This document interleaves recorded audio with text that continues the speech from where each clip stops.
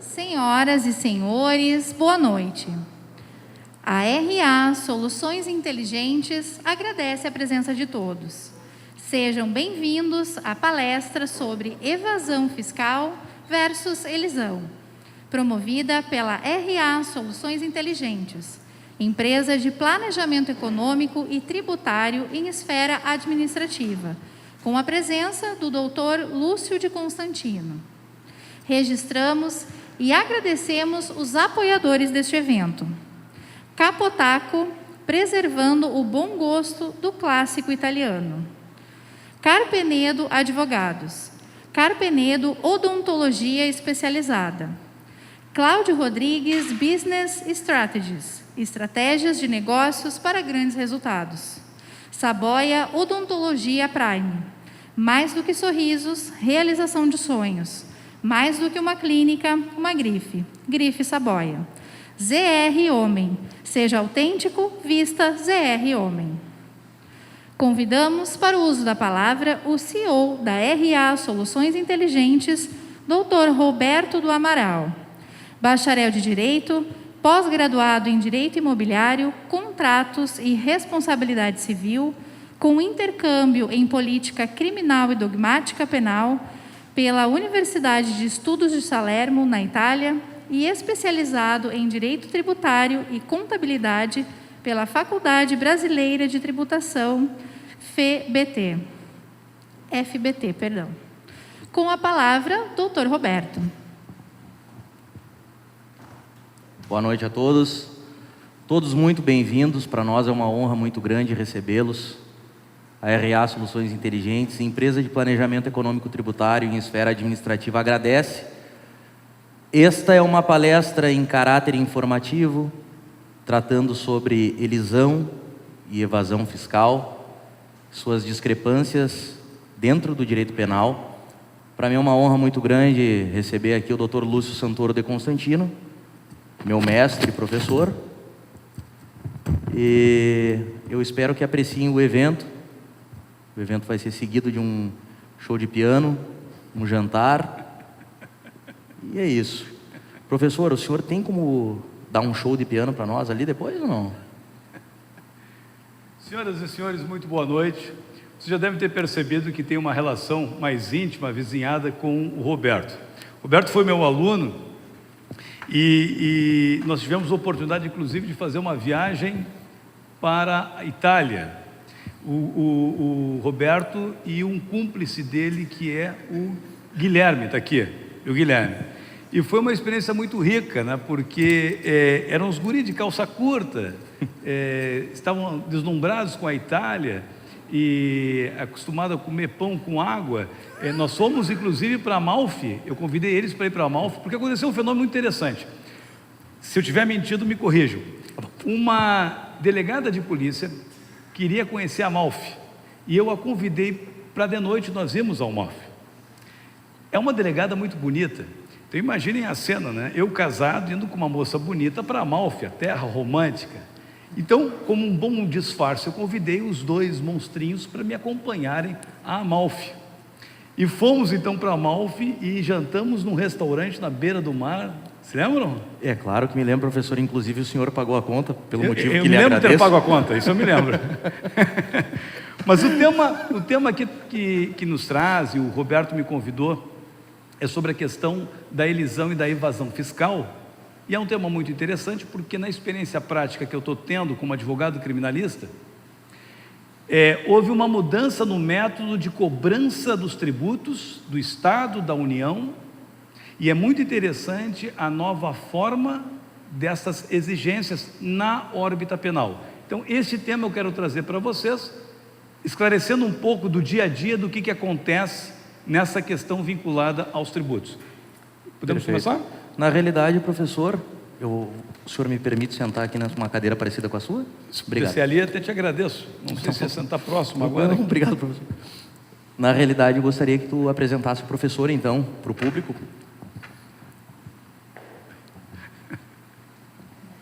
Neste momento, damos início, então, à palestra do Dr. Lúcio.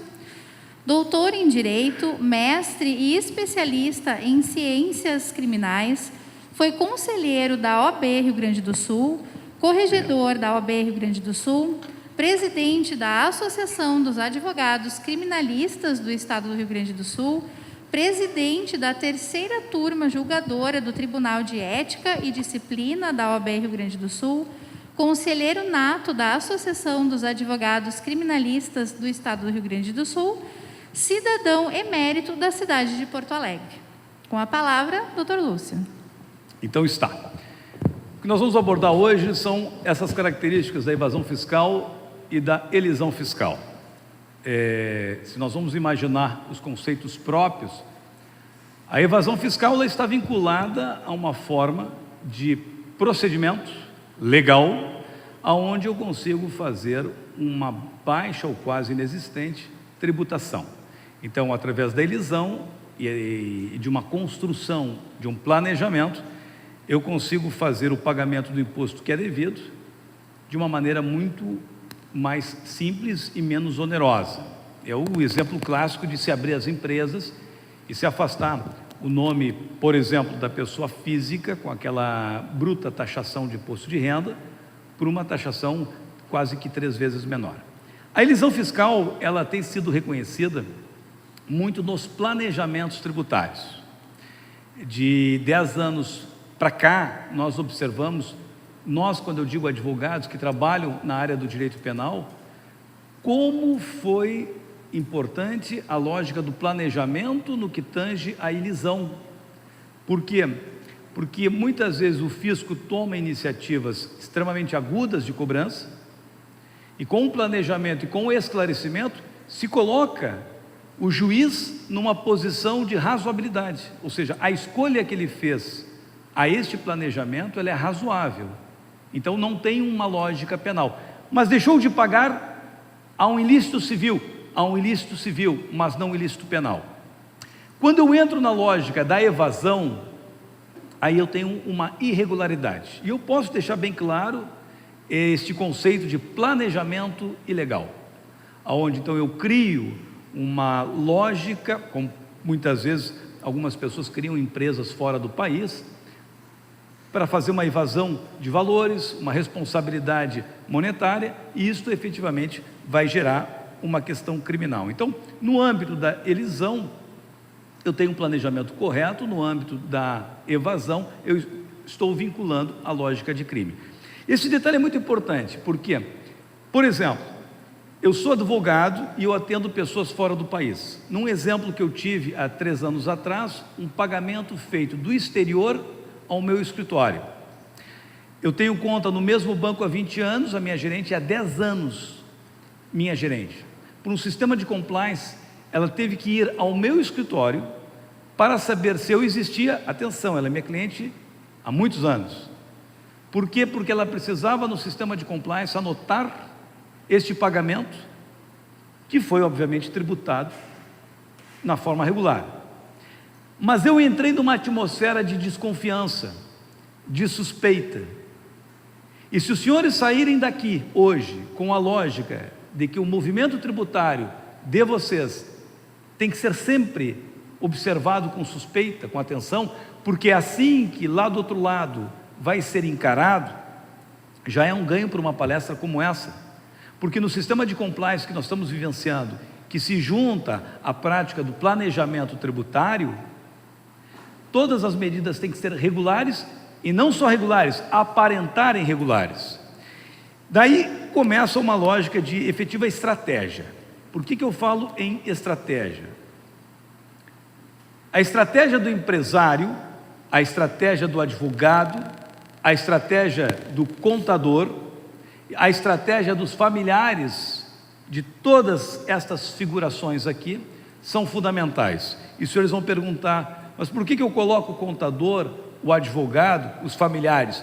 Porque estes estão sendo atualmente chamados para inquéritos policiais e resultam como réus em processos penais. Eu tenho processo onde nós temos visualizado o empresário, o seu contador e o advogado.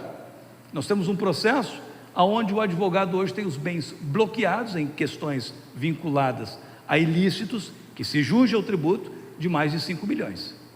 Não é o Roberto, Ainda Podem bem. ficar tranquilos. Mas olhem que interessante este momento que a gente está vivendo. E eu vou dar a este momento o nome: criminalização tributária. Já tive algumas discussões sobre esse tema, mas eu creio que a nossa arrecadação tributária se vincula muito à lógica da pena corporal.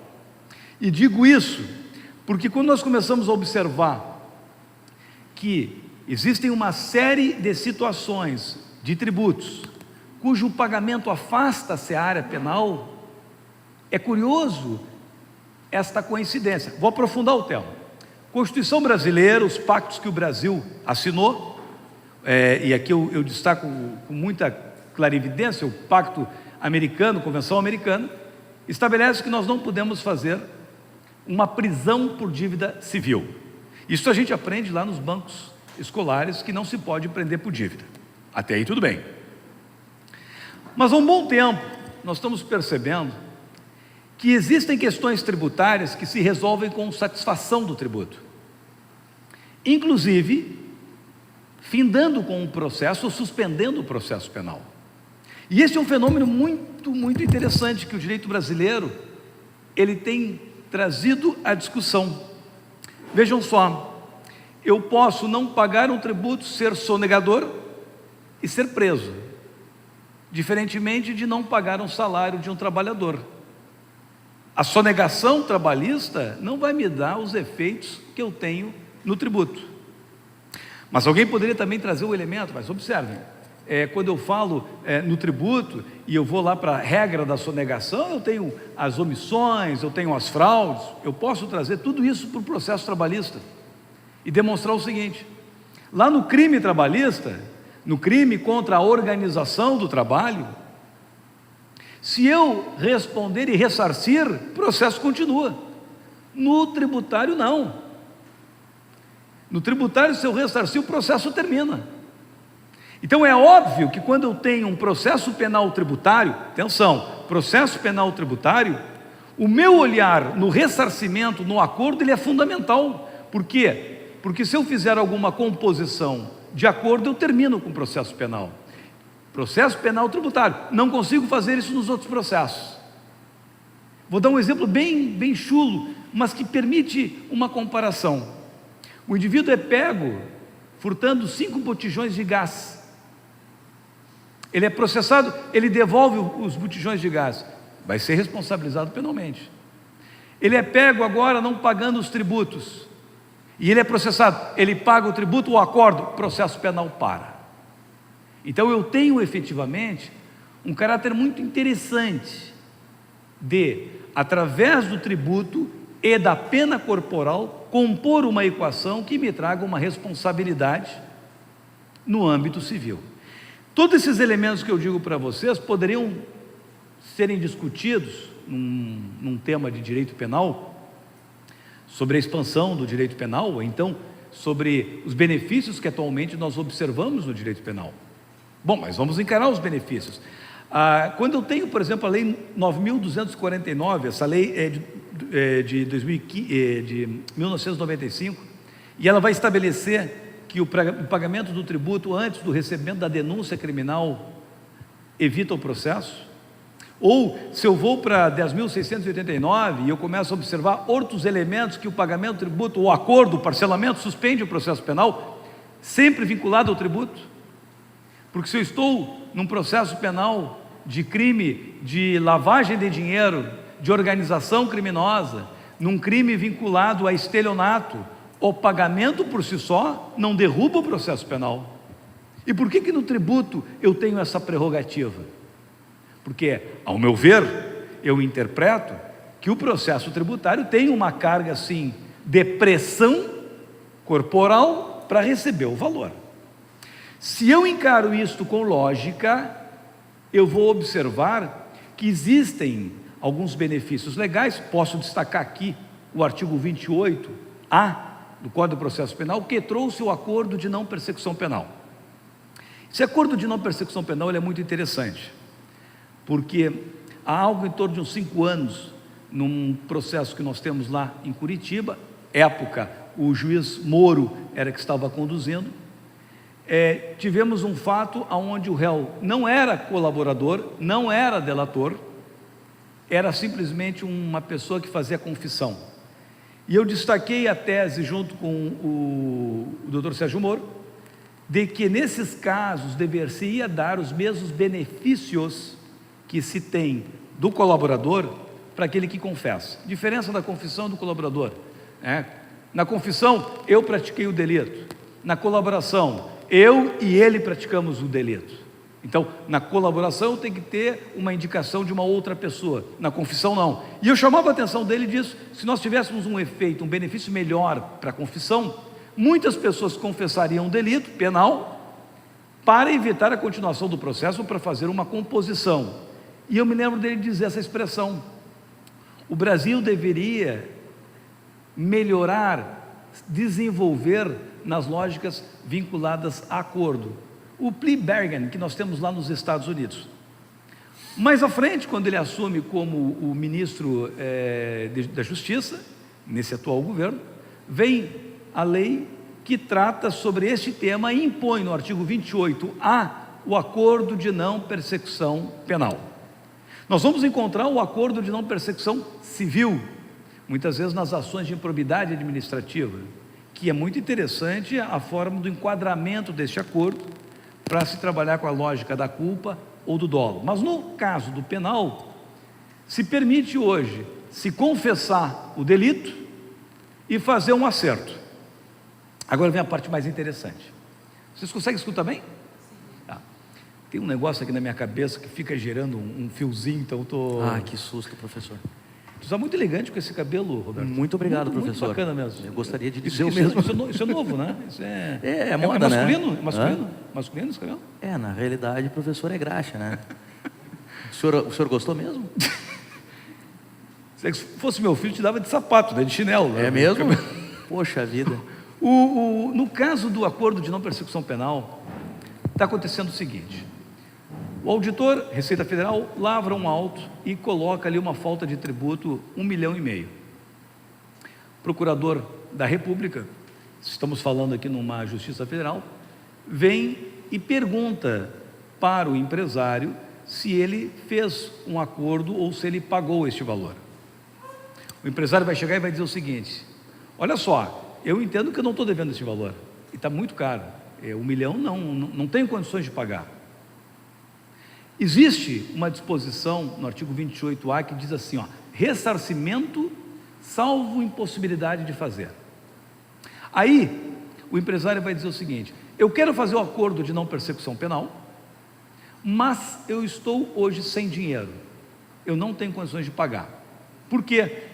Eu estou em recuperação judicial, eu estou com a dívida atrasada do meu carro, do parcelamento, não tenho condições de pagar. Se traz até exemplos mais delicados, né?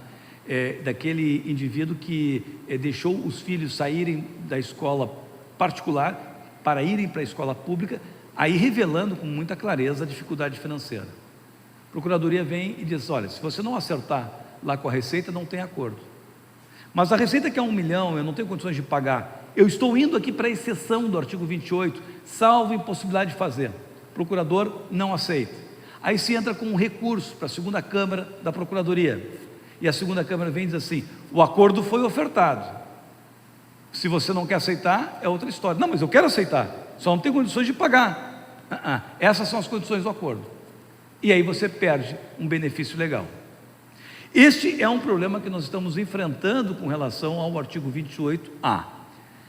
Mas, nessa lógica de responsabilidade, nós temos que gerir o que é uma responsabilidade civil e o que é uma responsabilidade penal.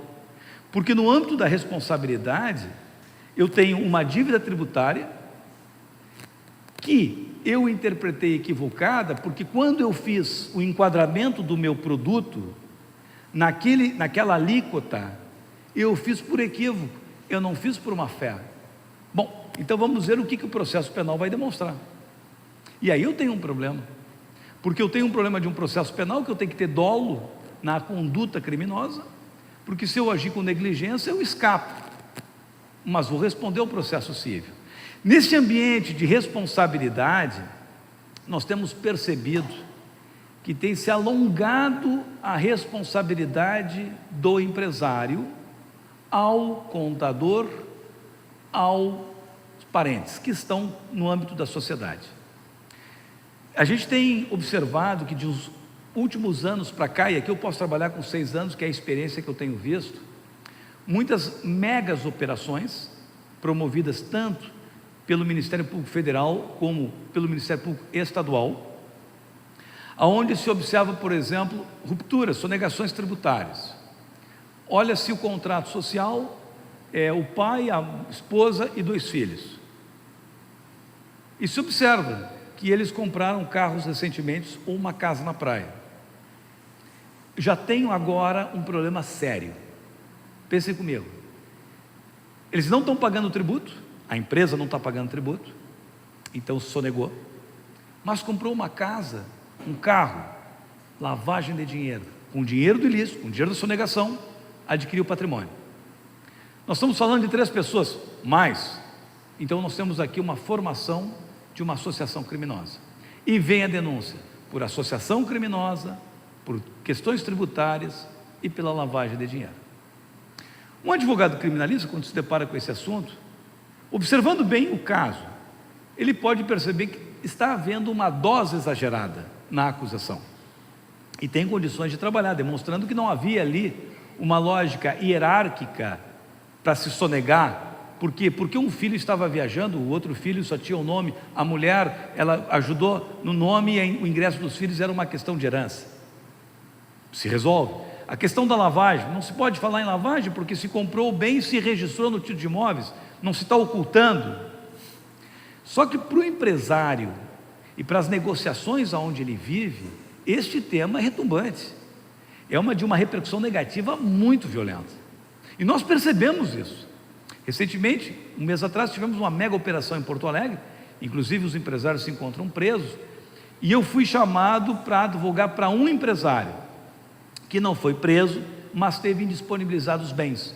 Agora, 3 meses depois, há uma medida que nós tomamos, ele está sendo liberado os bens. Ontem até a gente fez o requerimento para ser liberados os bens, e a perspectiva é positiva, porque se demonstrou ali que não havia a lógica da culpa penal.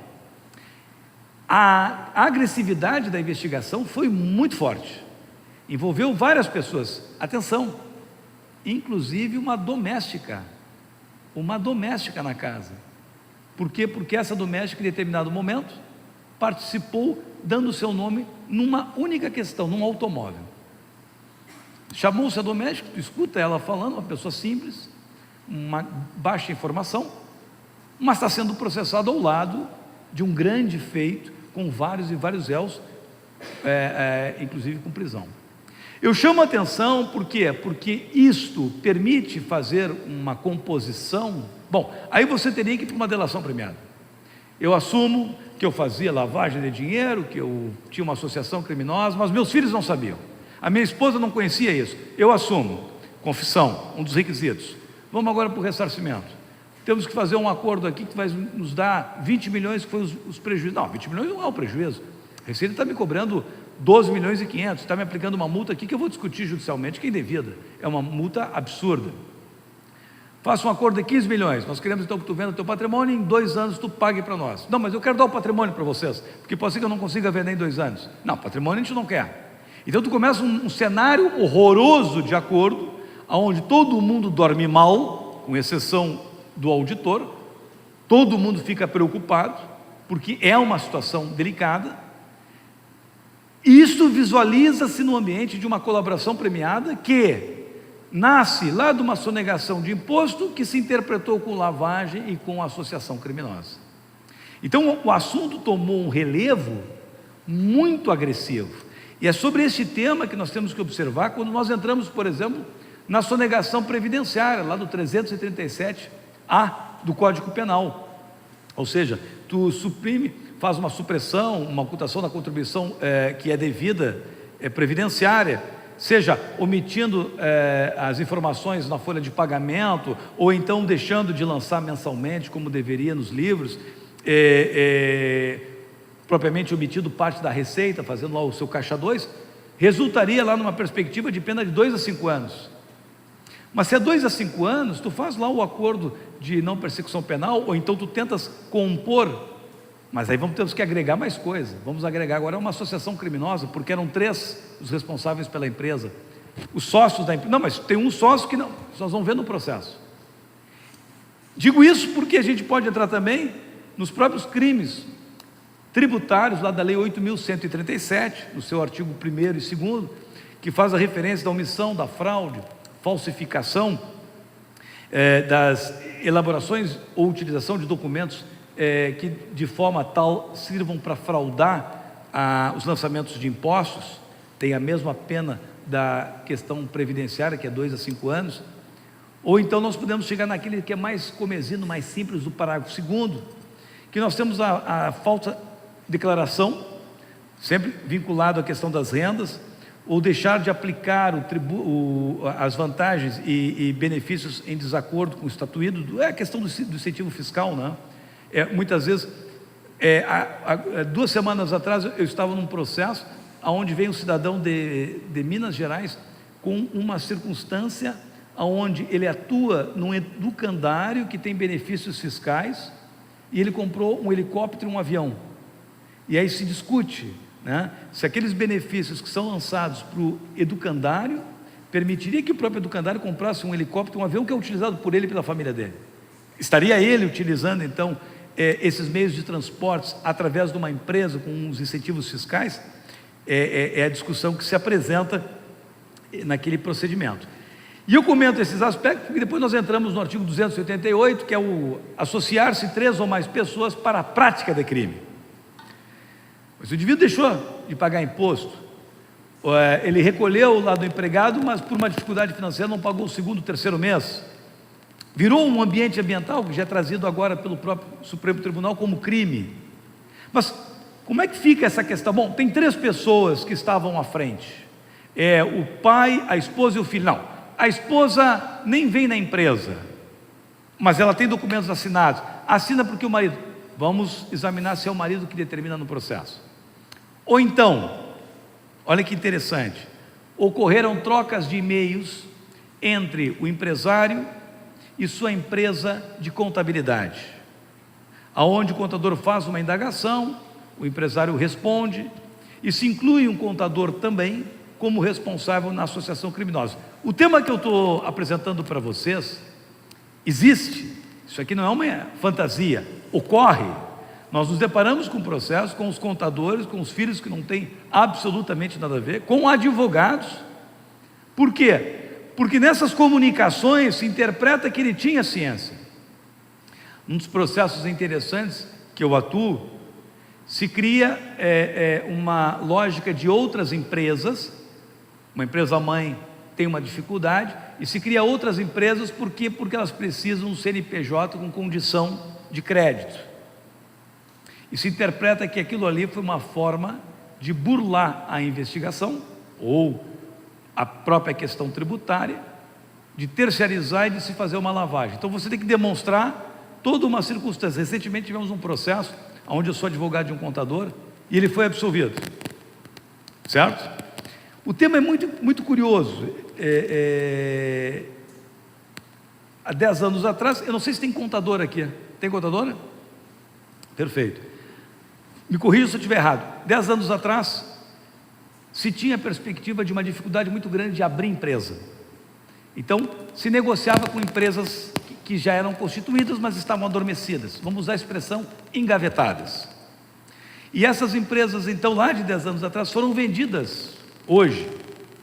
E a acusação interpretou que era uma fraude, porque ela tinha uma finalidade para aquilo, e hoje se mudou a finalidade para se adaptar a uma nova situação.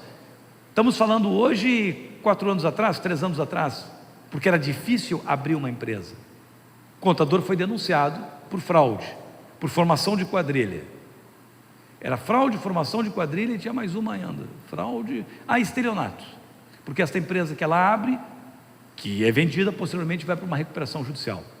Foi absolvido de tudo. E agora o Ministério Público recorreu, com relação somente à fraude. a venda de uma empresa engavetada.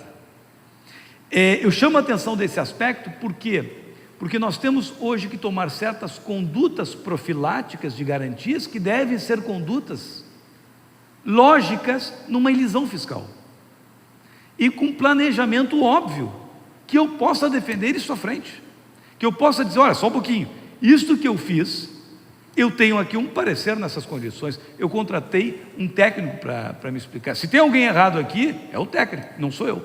Eu estou acompanhando algo que, no primeiro olhar, razoavelmente é lógico, racionalmente é jurídico.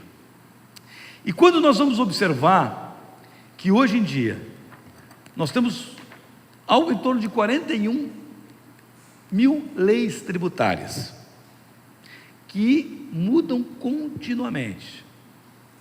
Nós temos uma lógica, de uma perspectiva de 27% de faturamento, de imposto sobre o faturamento.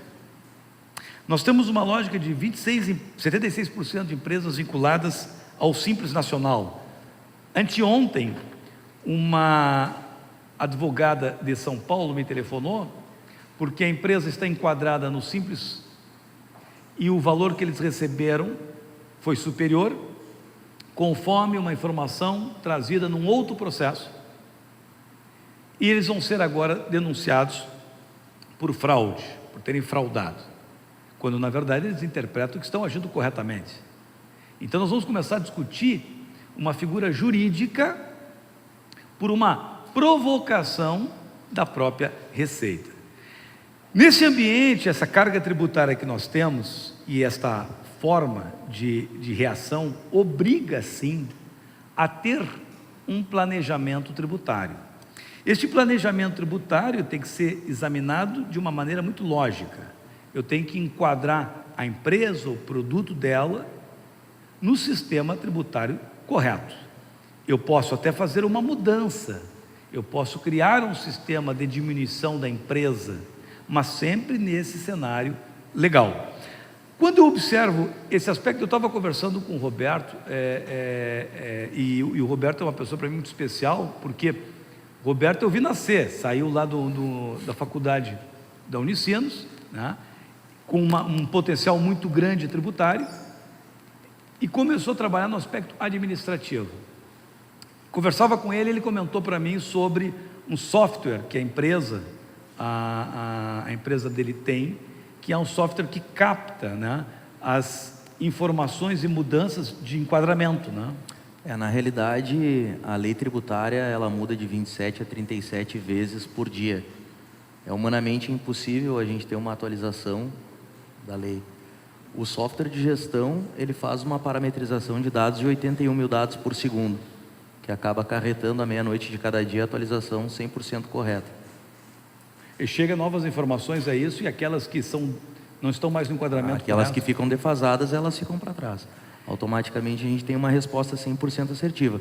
O planejamento econômico tributário em esfera administrativa, ele se tornou massificado dentro do território nacional, pois diversas empresas, inclusive escritórios de advocacia, eles começaram a fazer teses jurídicas para propor ações judiciais.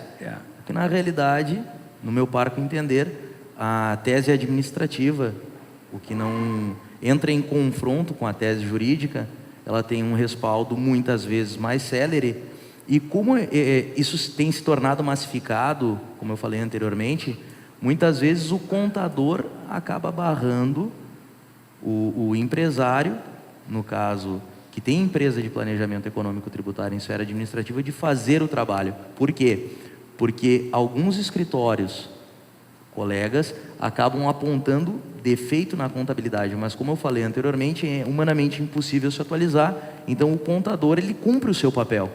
Então, na realidade, não somente a RA Soluções Inteligentes, como outras empresas desse segmento, eles dão apoio à contabilidade para que entregue um relatório 100% efetivo e tenha uma entrega. Lembrando que quem efetua o ok dessa entrega com um prazo de 15 dias é o próprio contador. Sabe que nós tivemos um processo vinculado a uma empresa em Porto Alegre, é uma empresa muito grande, de família, todos os parentes atuavam, e há um determinado momento que eles são autuados em razão de não pagamento de um tributo. E eles apontam o advogado esclarecedor ao tema, dizendo que aquele tributo não deveria ser pago, porque a tipificação, o enquadramento ficava em uma outra esfera, que facilitaria o não pagamento, ou então uma defasagem. Final da história, o cara foi processado, e eu me lembro da expressão trazida pelo auditor fiscal, quando estava dando depoimento perante o juiz, processo penal. Porque eu fiz a pergunta para ele, isso que a empresa estava fazendo é razoável? E o auditor disse assim para mim, não, a empresa comprou um terreno na Lua. Inclusive eu falei para eles isso, falei para o empresário, vocês estão comprando um terreno na Lua. E aí eu saí por aquela lógica, mas quando o senhor falou, eles já tinham comprado o terreno? Sim, eles já tinham feito o enquadramento errado.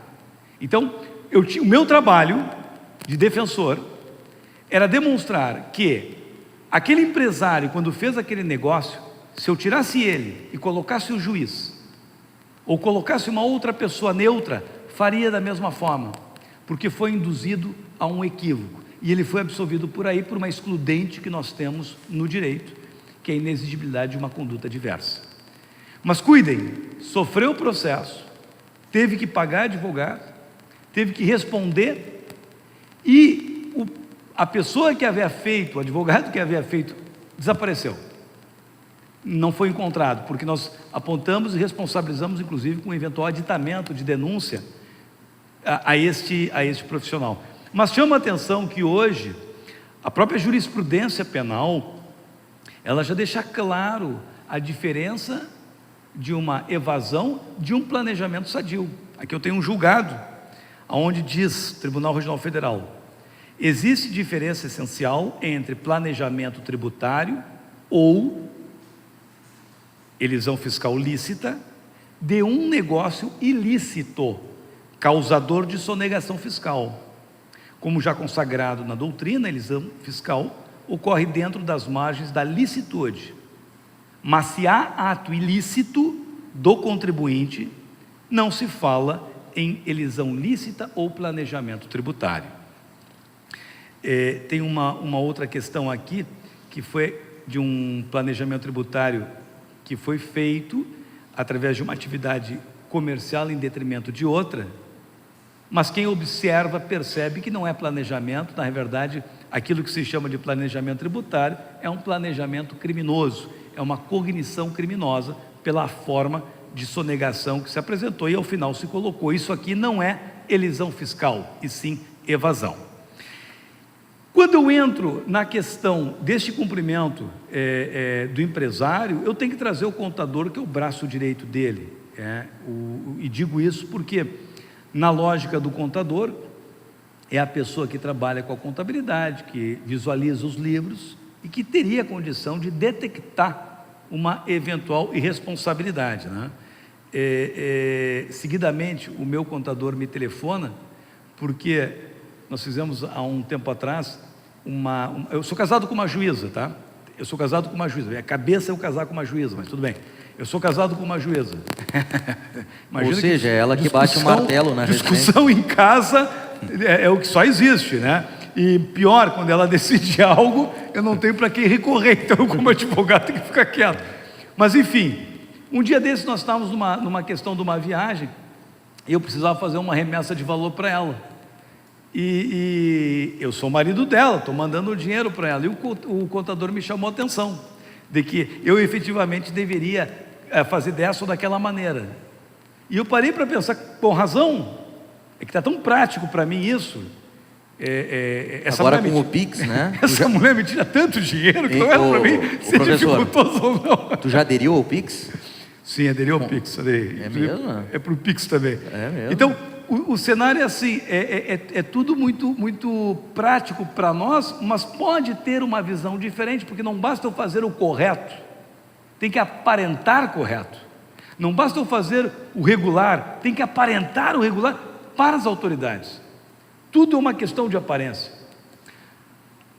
Tivemos um processo na Austrália, isso foi no tempo que eu dava aula lá na Unicinos, não sei se eu não contei esse caso na aula, que a mulher, por uma questão qualquer e de compreensão com a justiça brasileira, deu uma ordem de prisão e ela foi morar na Austrália. e eu precisava me reunir com ela. E acho que eu comentei, vê se eu não comentei na sala de aula esse assunto, que esta mulher havia posado para uma revista masculina. Eu devia não estar na aula. E sim, é fato, ela posou uma revista masculina e se mudou para a Austrália, para uma cidade lá no interior da Austrália. E eu tive que marcar um encontro com ela, e aí vem a teoria das aparências, explicar para minha mulher que eu vou me encontrar com uma cliente para um trabalho profissional que, lamentavelmente, a cliente posou para uma revista masculina. Foi uma tortura durante uma semana para explicar a verdade, mas graças a Deus, eu sou temente ao Senhor, o Senhor me abençoou e me fez viajar tranquilamente para lá. Essa teoria da aparência, nós vamos trabalhar com a responsabilidade do contador. E por que isso?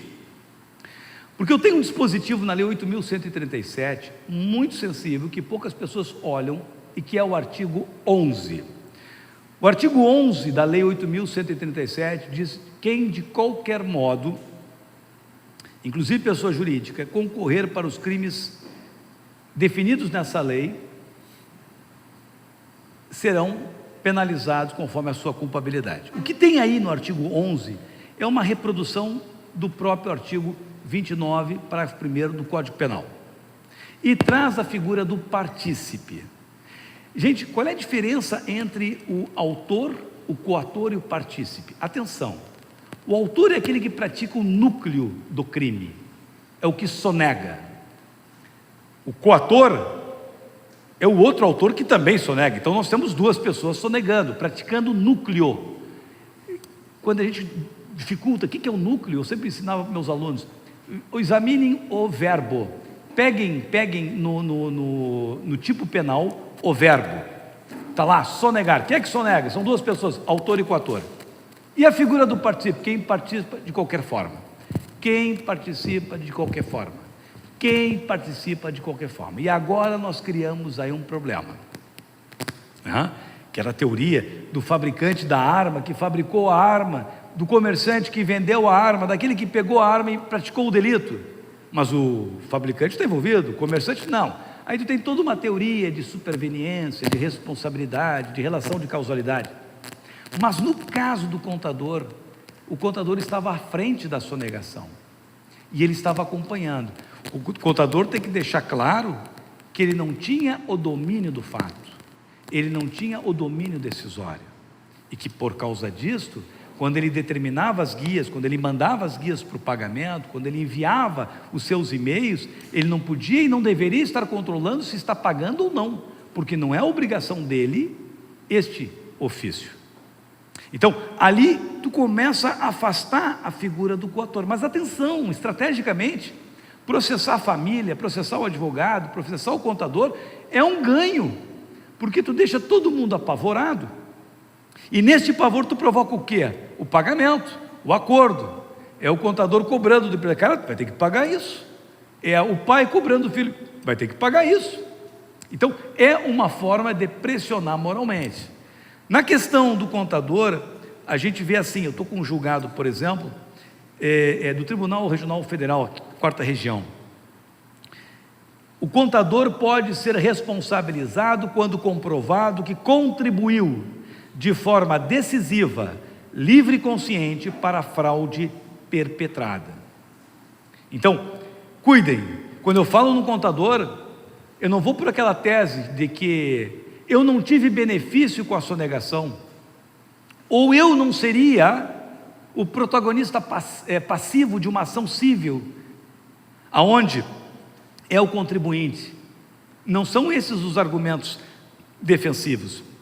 Os argumentos que justificam a exclusão do contador é demonstrar que ele não teve ali uma participação decisiva, porque livre e consciente, a consciência, o não pagamento, ele tem ciência que não está sendo pago o tributo.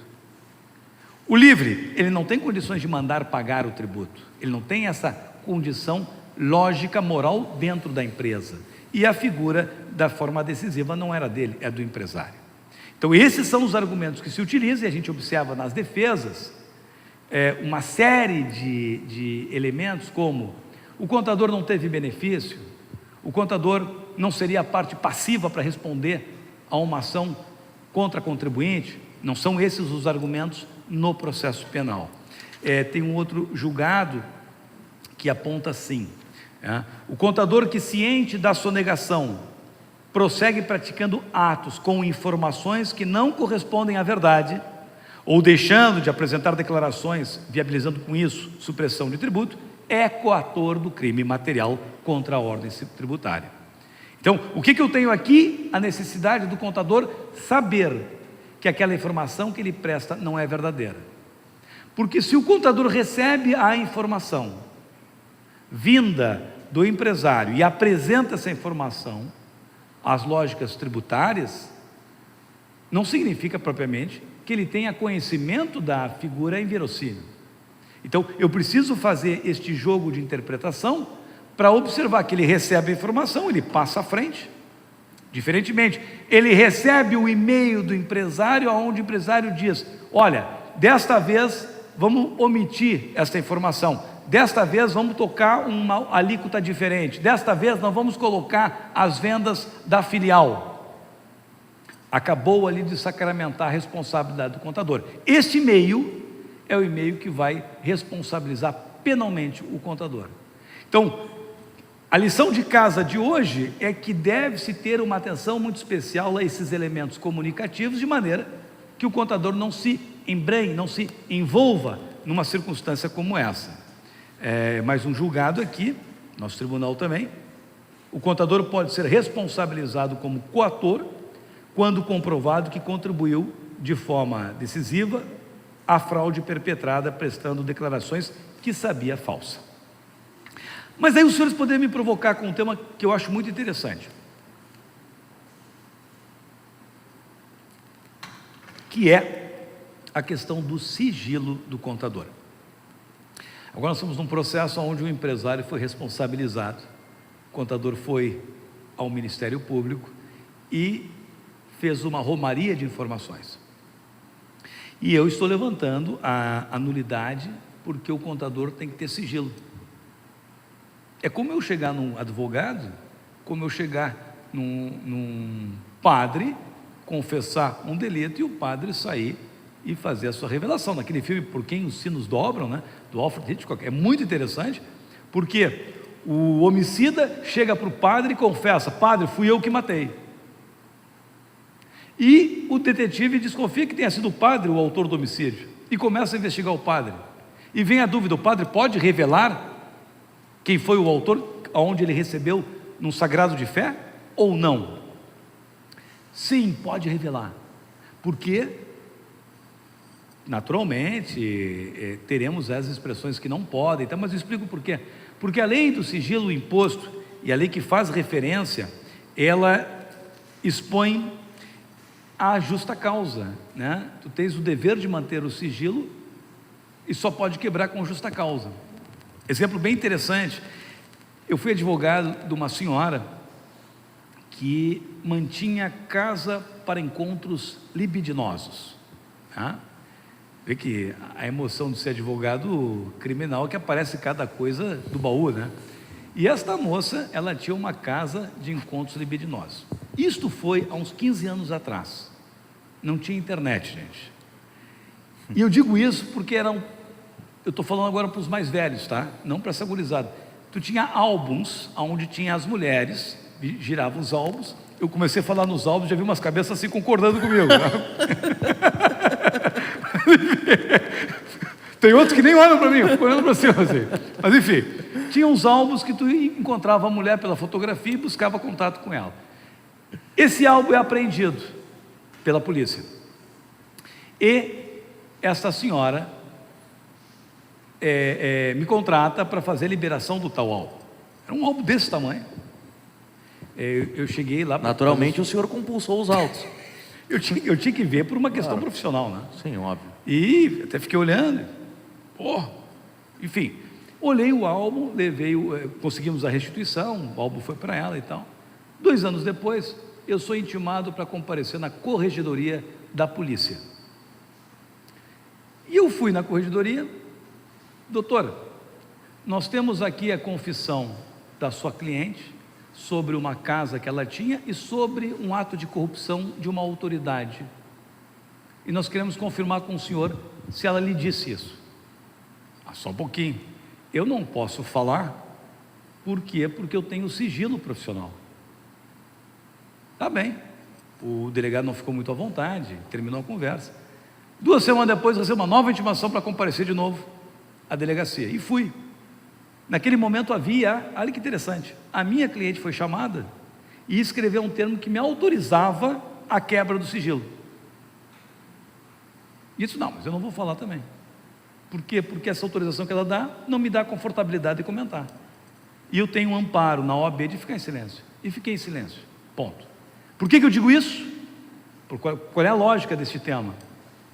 É de que o contador tem o direito ao sigilo e tem o dever ao sigilo. E nessas condições, se chega uma autuação, ele tem condição de ficar em sigilo e isso não se sobrecai contra ele, porque eu não posso utilizar um direito e mesmo assim ser prejudicado. Se me permite estacionar o automóvel e eu estaciono e vou ser multado, alguma coisa está errada. Então, esta lógica do sigilo acaba sendo um elemento importante, porque eu vou até para o próprio Código de Processo Penal, e lá no artigo 207, eu tenho o quê? No 207, a proibição de depor como testemunha aqueles que estão sobre o caráter de sigilo. Então, a lógica do sigilo do contador é algo que tem que ser observado. Dito isso, eu tenho que me dar conta que hoje nós temos algumas nuances distintas nesta figura do próprio contador. Se eu olhar, por exemplo, a Lei 9.613, que vai fazer referência às operações financeiras, agora eu estou falando COAF, eu vou observar que o contador tem que fazer as informações. Isso ele é obrigado a estar fazendo, sob pena de uma responsabilidade. Então, eu tenho sim, em alguns momentos, uma válvula de escape, a quebra do sigilo do contador. Mas isso não significa uma amplitude capaz de gerar uma responsabilidade. Numa universidade, que eu fui advogado, foi determinado a apresentação de livros sobre um determinado trabalho de empregados. E a pessoa não apresentou. E se denunciou então o contador por não ter apresentado. Mas ele não tem obrigação de apresentar. Vai pedir para a empresa. Então se requisitou para a empresa não entregou. E com razão, porque é prova contra ela. Veja que interessante isso. Eu tenho argumentos a favor daquele que está sendo perseguido pelo Estado. E eu não posso utilizar esses argumentos, que são argumentos jurídicos, que são argumentos legais, e ser prejudicado com isso. Então, quando a gente fala, por exemplo, da resolução do Conselho Federal, inclusive o Conselho Federal de Contabilidade, que estabelece a apresentação das informações vinculadas a interesses de COAF, informações financeiras, isso não significa uma quebra de sigilo.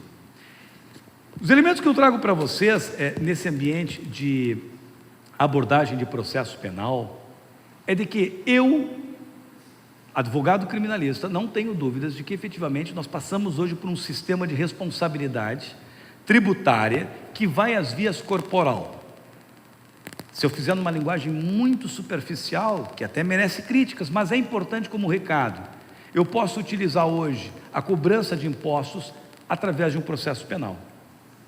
Se isso é viável, e as experiências que nós estamos observando nos permite pensar assim, nós temos que nos proteger. A lógica do planejamento tributário, a lógica de ter um correto contador, a lógica de ter um bom advogado, são premissas fundamentais neste cenário que a gente tem dificuldade. Gente, os próprios auditores têm dificuldade. Um amigo meu me liga, ganhei um cavalo crioulo. O cara me deu de presente o cavalo crioulo. E eu quero levar para o meu sítio, lá em Eldorado do Sul. Só que eu preciso de uma guia. Mas ele me deu de presente, ele não me vendeu. Eu não tenho nota fiscal. E começou uma discussão. Ele liga para o auditor, e o auditor informa: não, o senhor tem que ter uma guia. Essa guia o senhor observa com a compra. Não, mas eu não comprei, eu ganhei. Não, mas só ganhar um cavalo crioulo? Sim, mas eu ganhei um cavalo crioulo. Mas ninguém ganha um cavalo crioulo. Tá, tudo bem, ninguém ganha, mas vamos imaginar que alguém ganhasse o cavalo crioulo. Como é que ele faz? Mas tu tem que ter uma nota fiscal. E começou uma discussão. Mas o cavalo tem 20 anos, um cavalinho velho já, tem 20 anos. Não tinha data de compra dele. E ficou uma celeuma e ele resolveu isso, depois me comentou, levando o cavalo de noite, porque de noite não tem fiscalização. Então, nós entramos num cenário de tanta regra, de tanta norma, que tu tem uma dificuldade de interpretar como é que tu resolve isso. A técnica da gente pegar pessoas experientes neste âmbito, ela é fundamental. Numa das operações que ocorreu em Porto Alegre, que gerou busca e apreensão, bloqueio de bens, todos os bens, carro, casa, tudo, eu me lembro que eu conversei com uma pessoa que estava acompanhando a contabilidade dessa empresa, e ele começou a me posicionar coisas muito razoáveis, de esclarecimento. E eu disse para ele: olha, aqui, para a autoridade fiscal, tu não consegue mais esclarecer, isso aqui é um processo judicial, nós vamos ter que apontar no processo judicial essa questão. Então, nós estamos vivenciando um momento muito delicado, que o processo penal acaba sendo um instrumento, ao meu ver, de cobrança tributária. Digo isso sem em nenhum momento fazer uma referência negativa aos auditores, porque eu me coloco no lugar dos auditores agora. Olhem que interessante, eu sou um auditor fiscal, e olhem como eu trago razão a isso. O indivíduo não pagou tributo durante 2 anos, ou 1 ano, mas ele comprou uma casa na praia. Então eu tenho aqui uma lógica de lavagem de dinheiro. Ele não comprou a casa para amante, que é pior ainda. Para quem tem amante, tem que tomar cuidado, porque hoje amante é um problema seríssimo. Amante, vou dar um conselho: não tenham mais amante. Amante é problema, porque amante é oculto, e qualquer presente que tu dá para amante, tu pode estar falando em lavagem de dinheiro. Então não é. Até anos atrás valia a pena, hoje não mais. Hoje não mais. Graças a Deus que eu já estou casado, isso não me preocupa. Mas assim, essa questão de comprei a casa para amante, né? Ou comprei o imóvel e deixei, só fiz a escritura, não passei para o meu nome, mas tu estava com dívida tributária, então tu tem uma lavagem. Tecnicamente pensando, teoricamente pensando, abstratamente pensando, eu até posso admitir uma visualização de lavagem, mas quando eu vou entrar no cerne da pessoa, que não era esse o interesse dele, ele não estava com esse dolo de ocultar o patrimônio ilícito, vai ter que explicar no processo penal. A associação criminosa, a figura novamente dos 3 sócios de uma empresa, não houve o pagamento tributário, houve a sonegação, mas os 3 estão os nomes ali, e o fiscal vai, e com razão, mas tem 3 nomes aqui, os caras não sabiam de nada.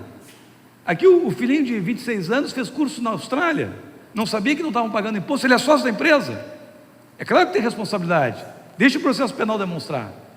Então, o que eu provoco aqui é um ambiente de reflexão, porque eu não coloco o auditor, a pessoa da Receita, o procurador, o promotor como vilão, absolutamente, mas são os ângulos de visão que nós, do âmbito do empresarial, da contabilidade, do advogado, temos que ter para fazer a interpretação. Numa das decisões do acórdão, que faz referência à suspeição do juiz Sérgio Moro, o tema da aparência é um tema que se sobrepõe. Então não basta mostrar, demonstrar, revelar que é honesto, tem que ter esta aparência. Então os senhores têm que observar também a aparência da lógica tributária, que é hoje o tema, para mim, mais delicado. Gente, poderia se falar muito mais, mas eu agora abro aqui para o Roberto os questionamentos, para vocês as perguntas, para mim poder ficar bem à disposição e vocês poderem explorar bem as experiências que a gente tem. Muito obrigado por enquanto. Pois não, alguém tem alguma dúvida?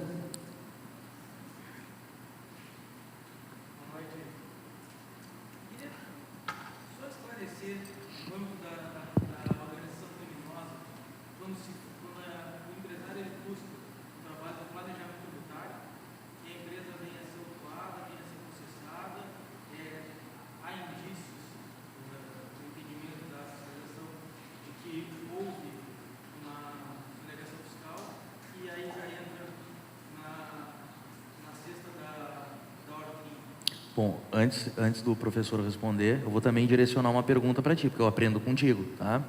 Tu tem como me comentar um pouquinho, então, que ele direcionou a pergunta para você. Tu tem como me comentar um pouquinho o celeuma conceitual que a Lei 12.850 de 2013 trouxe alterando o núcleo do tipo do artigo 288 do Código Penal Brasileiro, extinguindo a formação de quadrilha e deixando a associação criminosa, que é um lema que ficou, entre organização criminosa e associação delitiva? Tu vai ter dois dispositivos diferentes, mas eu vou facilitar de uma maneira muito prática para a gente entender, tá?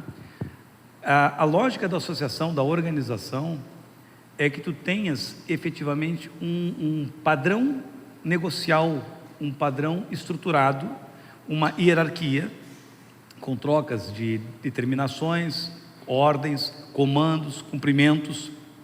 Hoje estou num processo que é no interior, onde está todo mundo preso, né? E eu estou destacando que a pessoa que eu represento era, na relação da associação, que tinha o menor relevo, então ela pode ficar em liberdade. Mas sempre esta lógica organizacional é a lógica daquele que se organiza para a prática do delito, se associa para fazer crime. Então tu tens que ter uma estrutura para isso. Por exemplo, o A, ele tem uma empresa, ele sugere a sonegação. O B é a pessoa que faz os pagamentos falsificados. O D é a pessoa que manda, que faz a remessa de informação à autoridade. Então tu tem distribuídas as funções, e isso para mim é lógico a prática do delito. O difícil, Roberto, é quando isto entra de uma moda avassaladora, é uma visão sempre negativa para a prática do crime, se interpreta sempre de forma negativa. Existe uma teoria que é a teoria do princípio da premissa, né? Tu olha para a pessoa, tu olha para o empresário que não pagou o imposto, é um sonegador, tem que ser pego. Então, a premissa de já sair com a lógica da acusação pronta acaba muitas vezes cegando o que é uma realidade. Isso a gente percebe com as absolvições que vêm. Eu comentei para vocês naquele caso do contador. O contador foi denunciado por estelionato, por associação criminosa e por fraude. A vida dele foi um inferno durante 3 anos, durante todo o desenvolvimento do processo. 2 meses atrás veio a absolvição. E o Ministério Público agora recorreu somente com relação à fraude, em razão daquela questão que eu comentei sobre a empresa que tinha sido criada tempos atrás e vendida recentemente. Veja que interessante, se fosse só denunciado a fraude lá atrás, ele teria condição de fazer acordo de não persecução penal, ele podia trabalhar com transação, com suspensão, ele teria benefícios legais para evitar o processo, mas não ocorreu isso.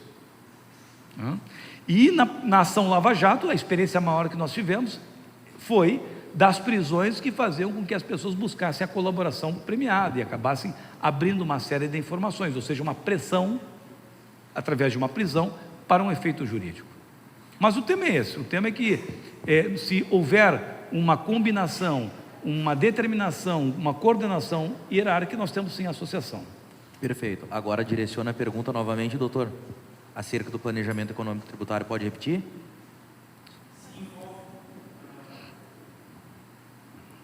Boa noite.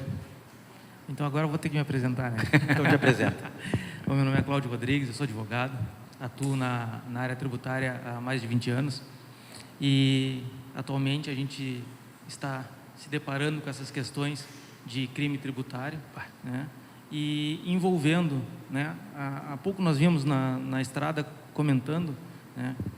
Perguntei até se a colega conhecia a empresa que havia feito o planejamento tributário, né? Porque a empresa acabou autuada e eles estão sendo perseguidos criminalmente, né? Então a pergunta é essa: hoje o fisco, né, e o Ministério Público, eles estão entendendo que a empresa que faz o planejamento tributário duvidoso, ela está dentro dessa organização criminosa junto com o empresário, com o contador. O questionamento do Cláudio é perfeito. Chamar de Cláudio, nós somos aqui advogados. O questionamento dele é claro, por quê? Porque se buscou então no planejamento tributário, eu estou me lembrando agora num caso da Procuradoria-Geral da Fazenda, que me chamou a atenção em uma ocasião de uma conversa que eu tive, que aquele contador tinha uma tese nova, né? Tese nova porque não estava pagando o tributo. A responsabilidade dele, né? Até onde vai? O que nós costumamos examinar? Efetivamente o trabalho feito, principalmente na fase administrativa. Ou seja, ele lança uma tese na fase administrativa, ele expõe uma tese sobre, por exemplo, o novo enquadramento, ou o que deveria ser o enquadramento daquele produto, para se pagar menos imposto. Ele está expondo uma lógica que é uma tese discursiva. Posso não aceitar. Agora, dizer que esta tese ela é criminosa só se eu tiver manifestamente a lógica, né? Por exemplo, não vou pagar o tributo, vou sonegar, porque eu sou contra o governo. O governo que está aí, seja qualquer governo, eu sou contra. Então, essa é a tese que eu uso na minha defesa. Não, você não tem condições de trabalhar isso, porque deontologicamente não é uma tese viável. Mas eu trago um novo enquadramento. Por quê? Porque aquele parafuso que eu utilizo, ele tem cabeça branca, e a referência é cabeça amarela. Então, nessas condições, vai para o genérico. Então, eu tenho uma interpretação razoável. Se temos isso bem definido na fase administrativa, talvez um habeas corpus para trancar a justa causa da ação ou da investigação contra a parte seja um caminho viável. E é na parte administrativa que eu me manifesto agora, pois na realidade a empresa de planejamento econômico tributário, no meu parco entender, ela tem a função de antever algo ou alguma possível ilicitude que venha em confronto com o empresário.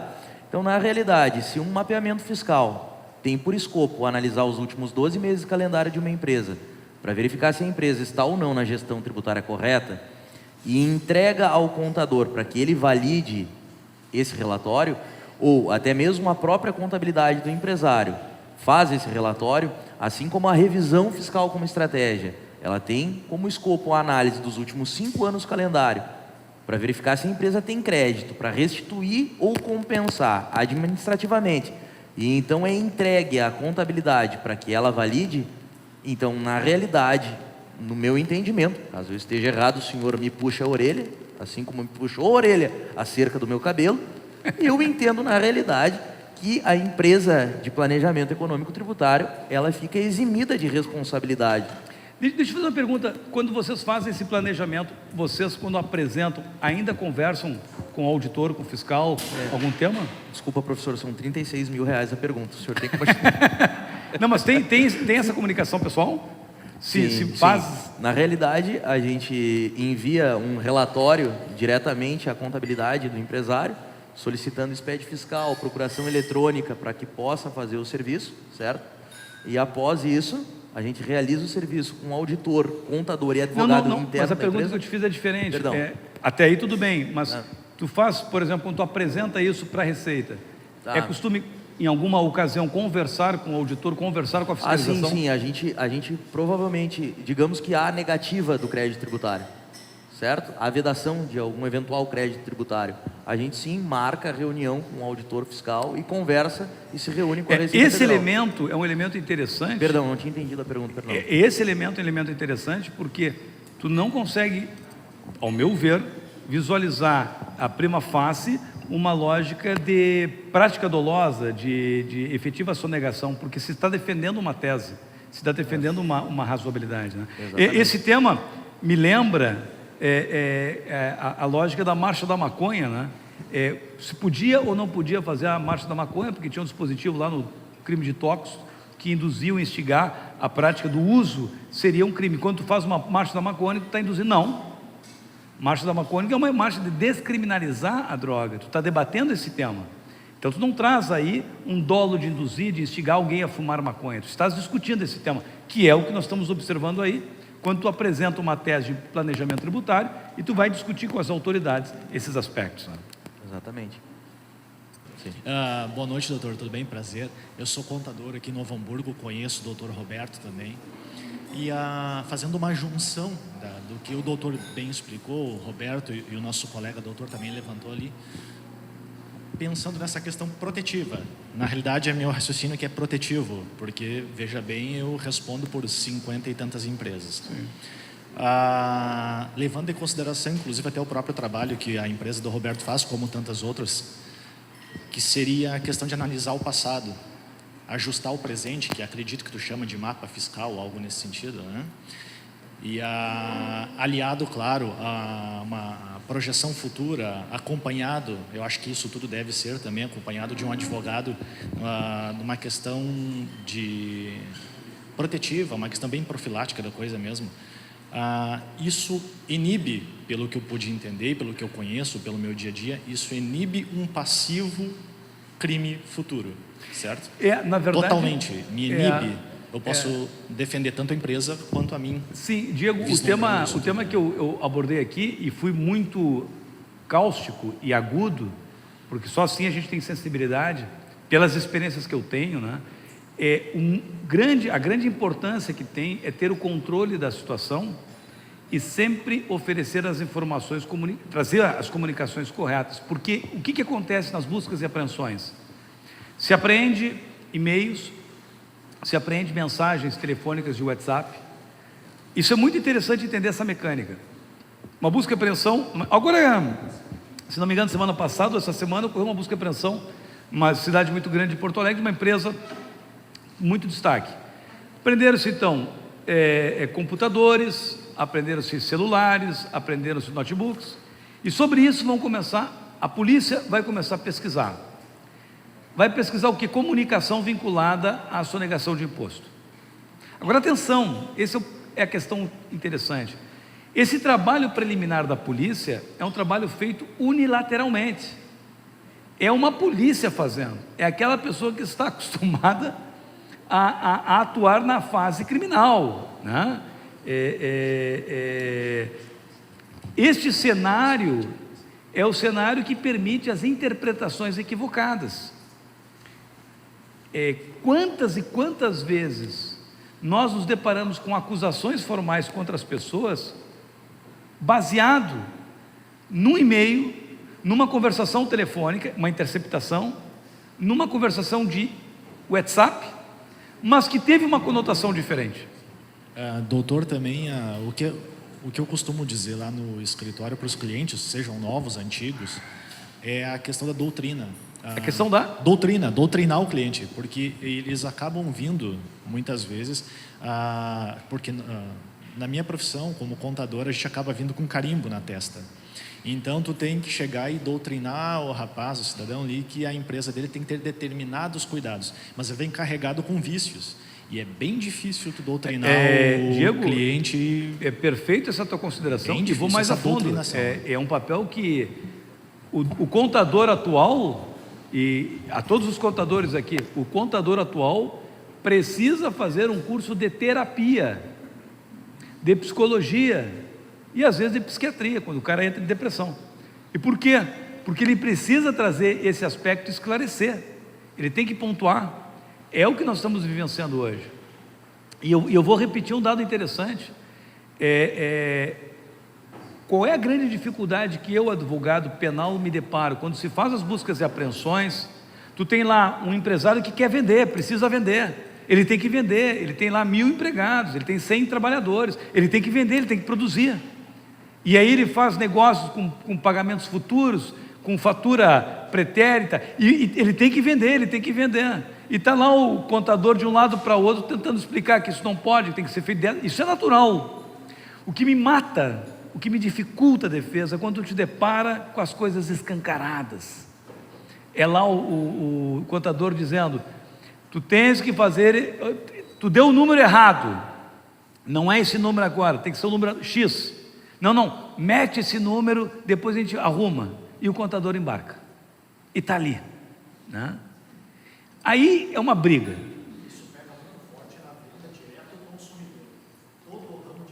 Agora, Diego, eu vou te falar outra coisa. Isso é o crime, tá bem? Que tu está vendo que neste caso o contador ele participou. Agora eu vou te mostrar quando não é crime. Quando o empresário fala com seu filho: vamos mandar lá para o contador os números diferentes, que aí ele vai tocando à frente, tá?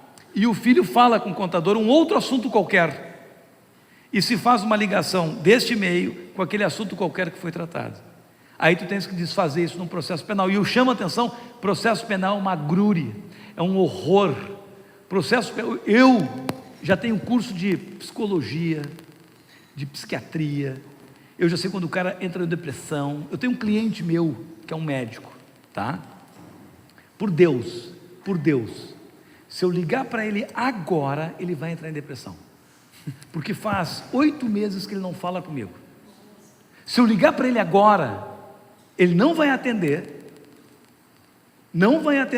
e a mulher dele vai me ligar para fora. O que aconteceu? Não, só queria saber como é que está tudo bem? Não, faz tanto tempo que não falo. Ah, sim. Então o processo penal é um horror, é um terror, né? Aí tu chega, já aconteceu comigo, tu vai falar com o juiz, doutor, olha só, o senhor prendeu a pessoa, o cara é pai de família, você está criando um prejuízo enorme para ele, não sei o que. Doutor, quer um conselho? Avisa ele que ele vai ficar 1 ano preso, então. Doutor, não dá, aí tu já percebe que ali não tem mais caminho, tem que ir lá para o tribunal. Por quê? Porque chegou para o juiz uma interpretação equivocada. Eu estou numa operação, essa foi muito legal. Eu estou legal para contar a história, né? Não para quem está sofrendo. Mas foi o seguinte: processo muito grande, cidade do interior, tá? Eu não vou dizer onde é que é a cidade, porque senão tu não vai reconhecer. E pega uma gravação do bispo conversando com o engenheiro, e o bispo pedindo: tem que abrir mais a mão aí, a santa não gostou. Não, mas diz o engenheiro: não dá, nós estamos aqui, já gastamos muito dinheiro, isso aqui não, vocês têm que abrir a mão, porque a santa não está gostando. E desliga. Pegaram aquela gravação, busca e apreensão em tudo que era lugar, né? Até explicar que estavam construindo uma estátua da Santa Medianeira, e o engenheiro fez as mãos assim, e o bispo disse: não, tem que abrir a mão, medianeira é mão aberta, não é mão fechada. Até explicar que focinho de porco não é a tomada, era busca e apreensão para tudo que era lado, era processo penal para tudo. Então, essas comunicações que a gente tem que tomar cuidado para não ocorrer, né? Está lá um desembargador amigo meu do TRF, indo para casa, e a empregada diz para ele: doutor, não esqueça que não tem mais erva, né? E aí ele comenta: explica que é erva mate para o meu chimarrão. E é isso que tem que ser feito. Então, se sirva aqui de informação quando ocorrem essas comunicações com os empresários, e os empresários com seus contadores, tem que ser o mais claro possível para não permitir dúvida depois, né? E aí, doutor Roberto? Estou prestando atenção na aula. Na realidade, todos aqui, aqueles que me conhecem sabem o quanto eu gosto de falar, mas hoje a palestra é direcionada ao senhor, Vossa Excelência, certo? Gostei muito. Gostaria de saber se alguém tem mais alguma dúvida acerca do tema. Seriam essas nossas dúvidas, pois não? Boa noite, me chamo Guilherme. Boa noite. Eu tenho uma dúvida.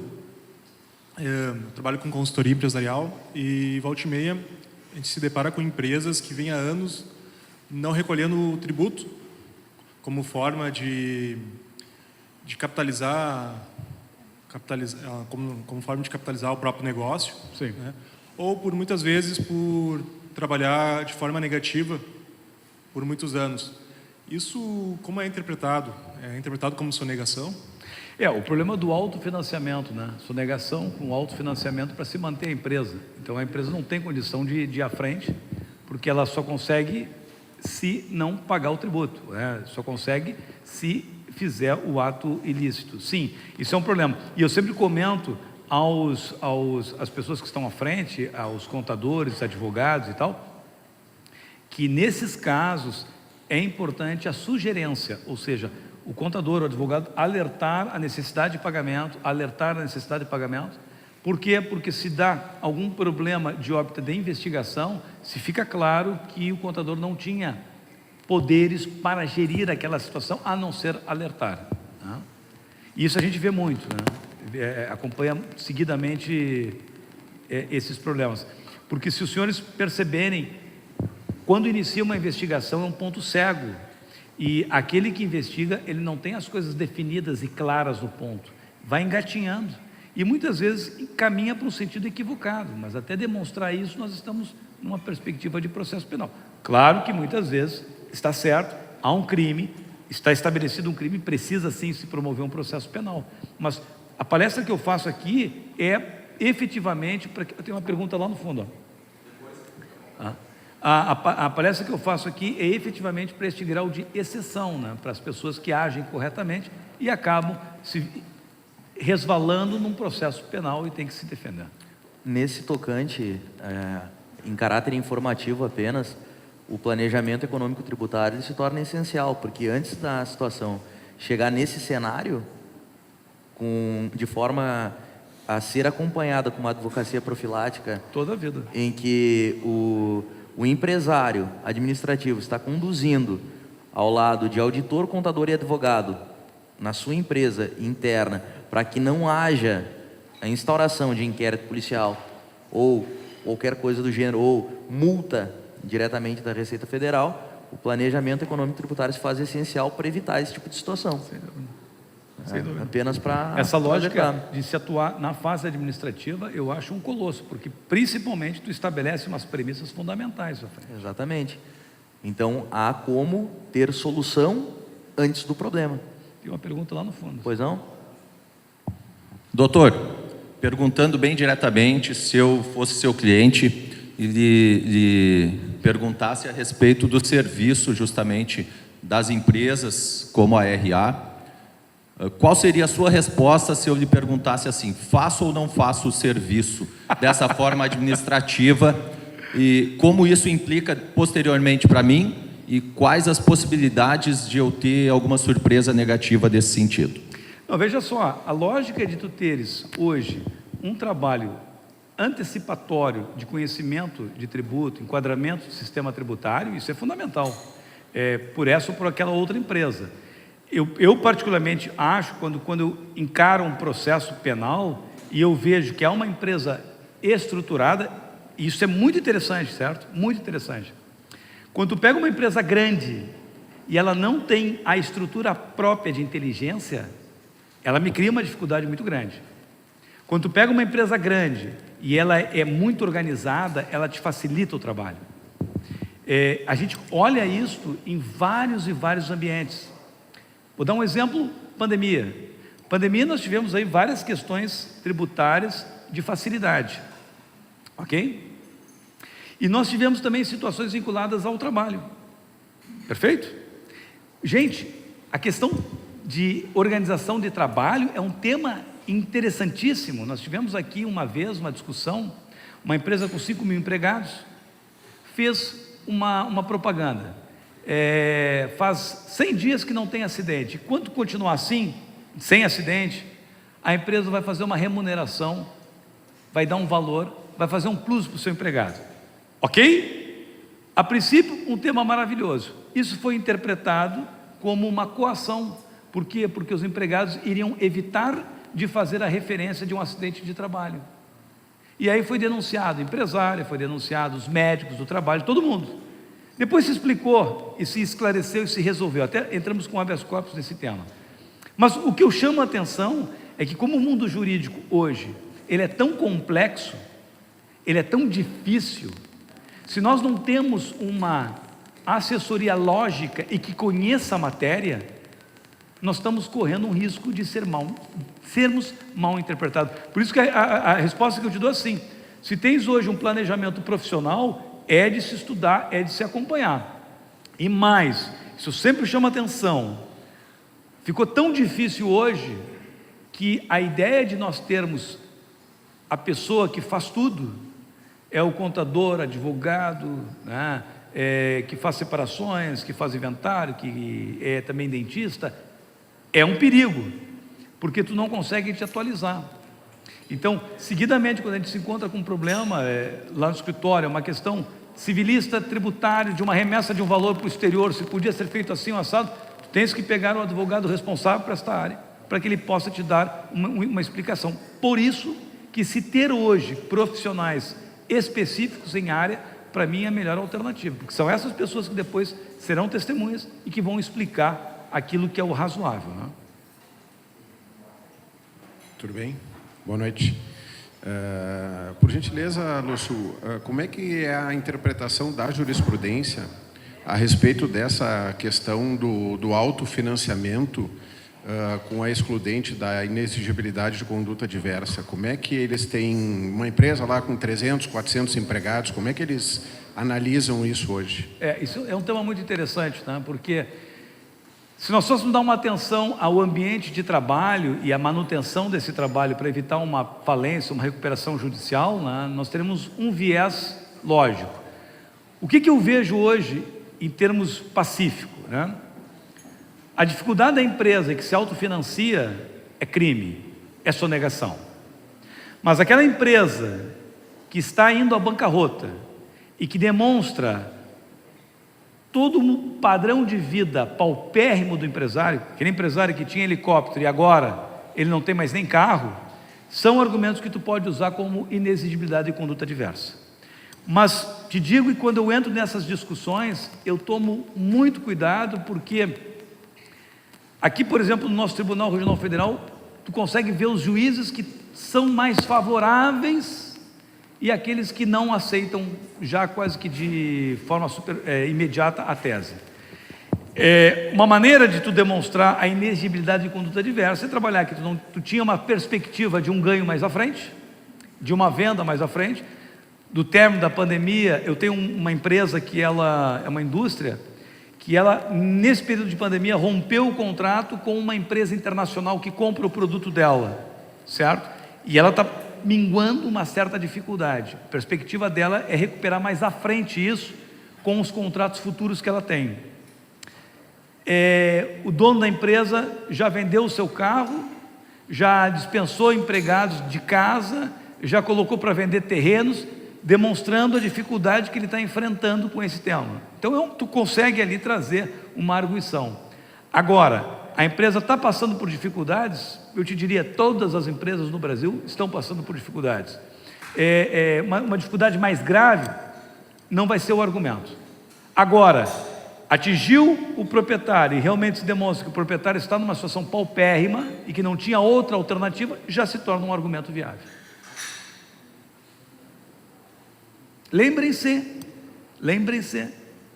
que o juiz, o promotor, assim como os demais funcionários públicos, eles têm uma carreira diferente, eles têm uma estabilidade diferente.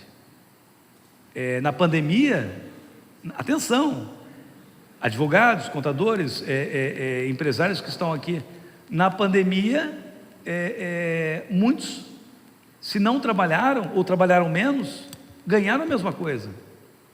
Então, há um consciente coletivo no âmbito do judiciário, que é um consciente muitas vezes diferente do consciente, eu diria totalmente diferente, do consciente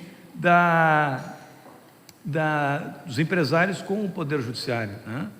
Então, isto é um elemento muito dificultoso. Às vezes eu escuto juízes ou juízes comentando, poxa vida, me deparei com um caso, lembrei do meu pai quando ele passava dificuldade na empresa, mas eu tive que seguir esse ou aquele entendimento jurisprudencial. Então, é uma circunstância hoje bem diferente. Nos Estados Unidos nós temos um outro cenário, muito mais catastrófico para o ambiente penal, mas também de maior oportunidade para o ambiente civil, de recuperação, né?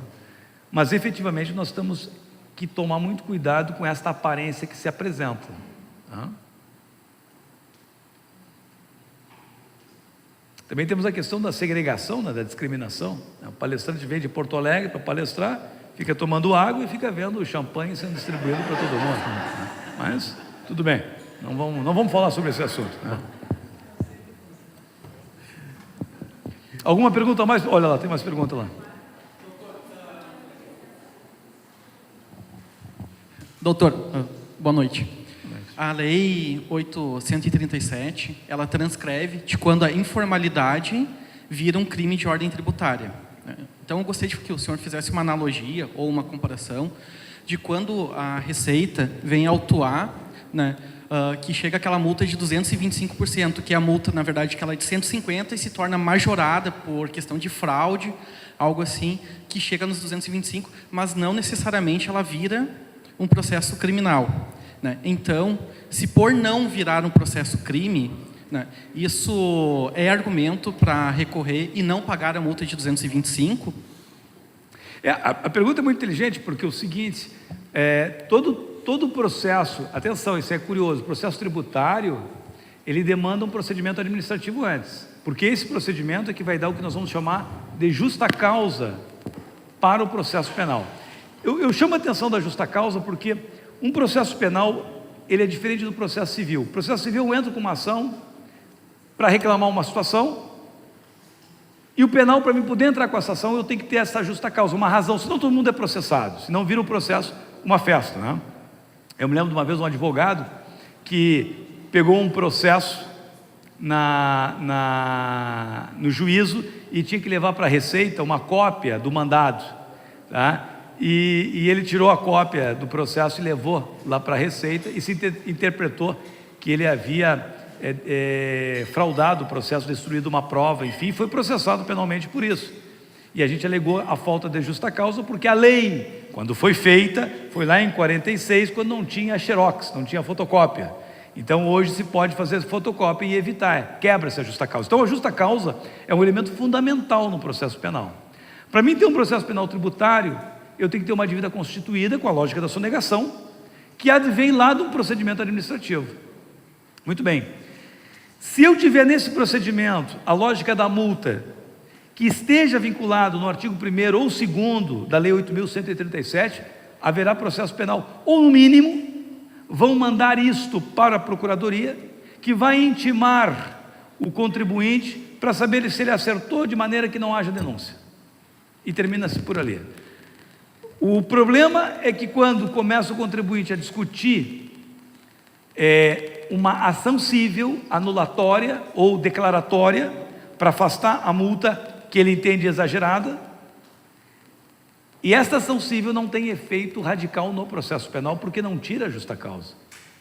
Então eu vou ter processo penal em andamento e que pode resultar numa responsabilidade, e poderia inclusive haver 3 anos depois dele condenado no crime, vir uma sentença favorável no cível. Então a maneira de se resolver isso é examinar o contexto fático da multa, se ele entra no artigo 1º ou 2º da 8.137. Agora, é um tema extremamente nebuloso, e o nosso STF hoje traz interpretações muito interessantes, né? Para quem se lembra, há 2 anos atrás nós tivemos uma suspensão de processos que estavam vinculados ao COAF, se a informação do COAF poderia vir dessa ou daquela maneira, né? E é um tema, eu estou num processo onde eu levanto que a informação do COAF ela veio, e eu não tenho a certeza da segurança do sigilo, e por isso eu posso interpretar pela quebra, e estou tentando afastar essa informação, uma dívida de 380 milhões de dólares, porque se trata de importação. Perfeito. Então é um tema bem complicado. Perfeito. Professor, até para lhe comentar, eu sempre quis fazer isso e nunca tive a oportunidade. O senhor já viu aquelas lives do Bruno e Marrone, onde eles tomam um chá? Eu lhe mandei, eu nunca vi. Eu acabei de lhe servir a Esti. Dá uma olhada ali. Chá gelado, pessoal. Aquelas lives que eles fazem, né? É muito bacana. Então eu gostaria de pegar o meu Esti aqui e fazer um brinde. Porque, na realidade... a Esti mesmo. É a Esti mesmo, a Esti mesmo, tá? É bem bom. Toma um golinho para o senhor ver, tá? Gostou? Também. É a Esti mesmo, é verdade. A nossa saúde, então, senhores, que aproveitem bastante. Vocês sabem... O senhor gostou desse chá gelado, professor? Vocês sabem que eu tive com esse camarada aí, lá na Itália, em Salerno, ele e o Guilherme, né? E era uma...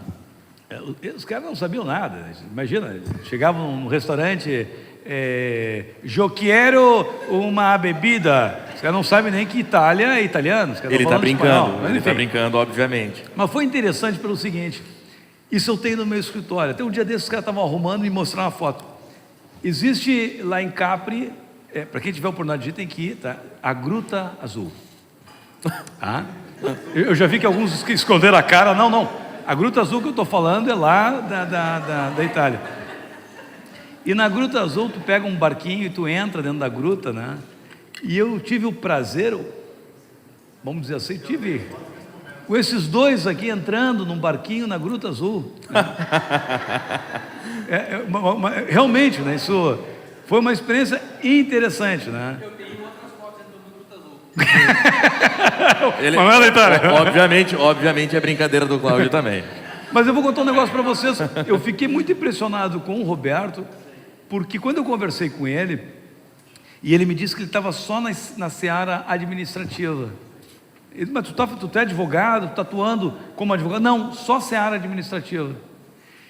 E eu vou contar para vocês, a seara administrativa é o pontapé fundamental, porque é o que estabelece a materialidade do processo penal. O especialista que domina esta área, ele resolve tantos e outras situações. Já conversamos sobre isso, já falamos sobre esse tema, já fui consultado inclusive pelo Roberto sobre um outro aspecto, mas eu chamo a atenção desse ambiente pela especialidade que nós estamos chegando hoje. Há 20 anos atrás, gente, tu abriu uma empresa e tu precisava de um contador e nada mais.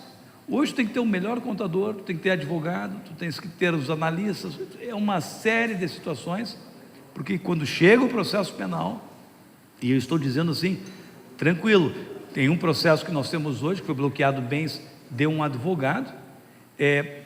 Por quê? Porque entendeu o Ministério Público na responsabilidade do advogado naqueles atos, né? Nos benefícios que teria naquele momento ou não teria a empresa. Então a gente tem que estar muito, muito ligado nesses aspectos. Roberto, eu quero agradecer o convite, de dizer que foi para mim uma honra muito grande participar, inclusive do teu sucesso, do teu trabalho. Muito obrigado, professor. Na realidade, o teu agradecimento, me remete à época de 2013, porque eu me senti hoje numa sala de aula de novo, contigo. Eu aprendi muito contigo. Eu não sei o que tu quer dizer com isso, mas de qualquer maneira... Olha... De qualquer maneira, eu vou dizer o seguinte... Professor, só um pouquinho, a gente havia combinado essa parte e o senhor está me sacaneando. Mas eu te digo assim, que sejam os bons ventos essa tua oportunidade. Obrigado, e essa forma como trabalha, e também aos senhores, porque a gente vê lá no escritório, né, as pessoas chegando, pessoas de nível, pessoas de bom calibre no sentido ambiente de família, de negócio, empresas de renome, envolvidas numa situação qualquer que precisa de uma explicação melhor e vai ter que ser feito num processo penal. Quer dizer, é muito complicado isso, né? Eu tenho um cliente meu que mora em Madrid, certo? Até a conversa foi muito interessante, porque ele tem um advogado na Itália e eu presto serviços na corte de Assisi, em Roma. Lá em Assisi a gente tem processos que envolvem brasileiros aqui, por um entendimento de uma lei italiana sobre imprescritibilidade.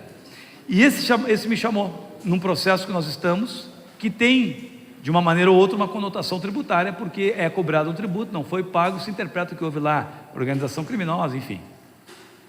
E um dia vem uma decisão do ministro Toffoli suspendendo o processo. E depois o ministro Toffoli muda de opinião e dá andamento por um julgamento que houve no STJ. Por que eu comento isso? Porque o cliente me liga e não sabe o que está acontecendo. E me pergunta. E é difícil tu explicar quando tu não tens consolidado as regras do jogo. E isso para mim é uma falta muito grande. Porque, gente, vou dar um exemplo, cadeia de custódia. Eu tenho processos hoje que eu vou ter que discutir cadeia de custódia, porque é uma novidade que veio. E tu ingressa no processo. Então, esta insegurança que aparece é muito complicada para quem responde a processo penal. Então, isso é um problema.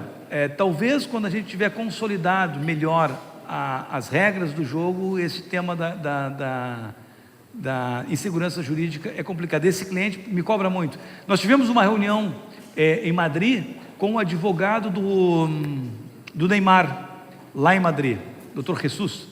E esse advogado que estava... o rapaz foi preso lá em Madrid, inicialmente por uma ordem judicial aqui, não o Neymar, esse meu cliente. Então a gente teve que fazer todo um movimento de soltura e tal. Desgraçadamente tive que ir várias vezes para Madrid, né? Pô, é cansado, sai numa quinta-feira, e a tua mulher te ligando a todo momento, né? Chegou sexta-feira, já lia, tá ligado? Onde é que tu tá? De tarde, de noite? Parece que... E eles têm uma legislação diferente lá. E eles te questionam, mas como é que acontece isso? Como é que acontece aquilo? E teve uma passagem que quando a juíza me deu a liberdade dele, saiu o alvará que tinha que ir para a polícia, que vai para a Polícia Internacional, vai para lá. E eu cheguei na sexta-feira e fui falar com o juiz. Disse, doutor, já tem a ordem está aqui. E ele disse assim para mim, a secretária dele, nós precisamos de oficial. Não, mas a gente pode abrir no processo. E eu abri o processo eletrônico lá. E eles ficaram impressionados com aquilo que eles não tinham visto o processo eletrônico. Gente, nós temos processo eletrônico, processo federal. A gente tem hoje modernidade. O que está nos faltando realmente é segurança jurídica, né? Mas é isso aí, doutor Roberto. Legal. Professor, assim, como forma de descontrair, então, para não terminar com essa questão pesada e jurídica das suas viagens a Madrid. Exato. O que eu queria dizer para vocês, assim, antes de finalizar um tópico sério, é lembrar mais um episódio. Porque esse terno que Coisa que tu vai falar, esse terno, não se preocupe, professor.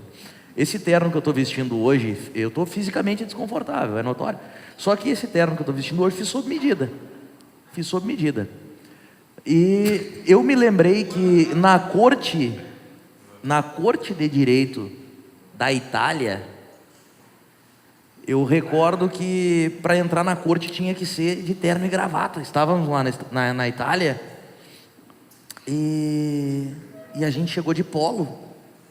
Tu lembra disso? Não lembra mais. Que idade está o senhor? 72? Só um pouquinho. Tá lá em Salerno, de entrar no... Tinha que entrar numa corte, professor. Era algo elegante, onde os protocolos eles funcionavam de forma célere. Tu protocolava num dia, no mesmo dia tinha resposta. Isso que não tinha o EPROC ainda. E daí quando a gente chegou, o senhor olhou assim, mas tem que entrar de terno. E a gente conseguiu o terno. Ternos iguais. O senhor lembra disso ou não? Não lembra que o senhor nos deu um broche de Salerno? Broche. Só para salientar bem. Broche. Recordou? Agora me lembrei. Um broche de... Alguém assistiu o Chaves já? Que ganha um broche de bom aluno, Chaves? A gente ganhou um broche por ter conseguido um terno. Isso aí tá gravando? Tá gravando? Tá gravando, não se preocupe, a gente vai ter recordação pro resto da vida. Eu tô descontraindo com vocês. O intuito da palestra... mas ele esqueceu de dizer que na volta do restaurante, que a gente foi para a MAF, nós alugamos um táxi que era 100 euros, tá? Eu e a delegada. E ele veio junto. E nós estamos voltando... Só um momento, deixa ele continuar a história, vai, era 100 euros. Nós estamos voltando e os dois estavam na carona. E lá, como é muito... A Amalfi é uma maravilha, mas é muito sinuoso, porque sobe montanhas e tal. E um desses Jaraguá disse assim, né? Ai, prof, eu tô ficando enjoado. Foi o Guilherme. Olha só. Ele ficou enjoado. Eu me lembro bem. Eu acho que eu vou vomitar. Disse, cara, se tu ficar por aqui, tu vai ficar sozinho e vai voltar a pé. Se eu fosse, tu não vomitava. Ele abaixava, um deles abaixava o vidro, botava a cara para fora para pegar o ar e refrescar. É verdade. Parecia um cachorro, parecia um pincher. O Guilherme parecia um pincher. Mas na realidade, viu? Tá bom, tu vai assistir? Mas nós estivemos em Roma também, não? A gente foi em Roma também. Eu tirei uma foto tua no Coliseu. Tu parecia um gladiador. Bom, eu acho que estamos terminando então a palestra. Estamos terminando. O intuito da palestra, na realidade, então, era contar as histórias do professor em Roma. Não. O intuito da palestra era esclarecer vocês sobre elisão e evasão fiscal, ainda que o tópico seja disso de todos. Era para falar a importância de uma empresa de planejamento econômico tributário em esfera administrativa, no dia a dia, juntamente com o trabalho de contadores, advogados, auditores. E, na realidade, a gente vai ter um evento, um jantar. Eu acho que você não vai participar do jantar, vai? Eu tenho um compromisso. Graças a Deus, uma conta menos. Então, na realidade... a gente vai ter um show de piano ali. Eu queria saber se tu dá uma palhinha ainda ou tu tá enferrujado. Antes de ir embora, tu dá uma palhinha no piano pra nós? Só pra ter isso registrado. Tá bom. Tem como não? Sim. Vamos lá então? Vamos lá então. Vamos embora? Vamos embora. Vamos chamar todo mundo? Vamos lá. Pessoal, muito obrigado pela participação. Gente, muito obrigado pela atenção de vocês aí. Parabéns.